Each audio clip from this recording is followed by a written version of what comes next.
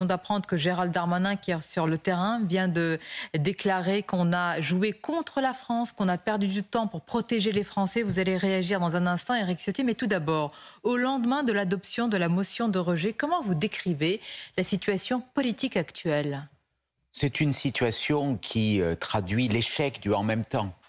Depuis 2017, notre pays est gouverné sous une forme de yo-yo permanent, où on ne sait pas où le président de la République veut aller. Un coup, une barre à gauche, une barre à droite, et au final, l'immobilisme, l'impuissance.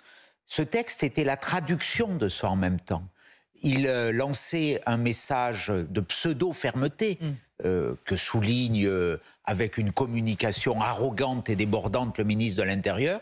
Mais en fait, c'était un texte qui allait vers plus de régularisation pour l'immigration clandestine, ce qui était insupportable et ce contre quoi nous nous sommes toujours, dès le début, opposés. Mais vous dites la réalité, elle est là, c'est l'échec du « en même temps », de l'impuissance, de l'immobilisme. Oui. Et nous le voyons sur l'immigration, mais nous le voyons aussi sur la violence, sur la délinquance, sur l'économie. C'est cette impuissance immobile, parce qu'on ne fait pas les choix courageux. Ce texte manquait de courage. Et nous avons voulu redonner de la force à une politique migratoire échec du en même indispensable. Temps, ça veut dire, Éric Ciotti, échec d'une gouvernance, échec d'une méthode qui ne peut plus, si je vous comprends bien ce matin, continuer ainsi?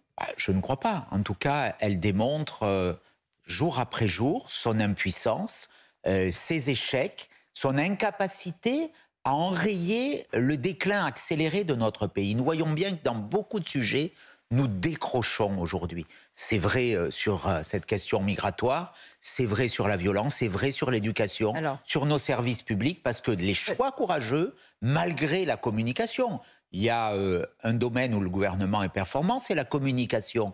Mais les Français en ont quelque peu assez d'être abusés, d'être manipulés. Oui, manipulés par une communication qui est mensongère, alors, comme l'a fait le ministre de l'Intérieur. Justement, il est en direct ce matin, Éric Ciotti, parce qu'il est toujours dans le costume du premier flic de France. Il a hier présenté sa démission au président de la République qui a été refusée. Nous parlons quand même d'un des ministères les plus sensibles, les plus importants, et vous l'avez rappelé, qui assure quand même la protection des Français. Vraiment, je vous pose la question, est-ce que Gérald Darmanin peut rester à ce poste-là, compte tenu du contexte que vous décrivez? C'est à lui de le dire, et c'est au président de la République de le décider. Il a décidé de le maintenir. Mais moi, ce que je constate, c'est que le bilan de Gérald Darmanin au ministère de l'Intérieur, c'est plus de violence, c'est plus d'insécurité, c'est le communautarisme islamiste qui continue à progresser et à faire des conquêtes sur notre territoire, c'est des records d'immigration légale et illégale, et c'est aujourd'hui des quartiers entiers, des villages entiers qui sont gangrénés par le trafic de drogue. Donc, c'est de la responsabilité de Gérald Darmanin, quand on a ce bilan, ça plaide à un peu plus d'humilité. Vous savez, un ministre de l'Intérieur, Gérard Collomb, auquel je rends hommage à sa mémoire, il nous a quittés il y a quelques jours, qui parlait souvent d'hubris et de l'excès d'hubris, de cet orgueil qui aveugle.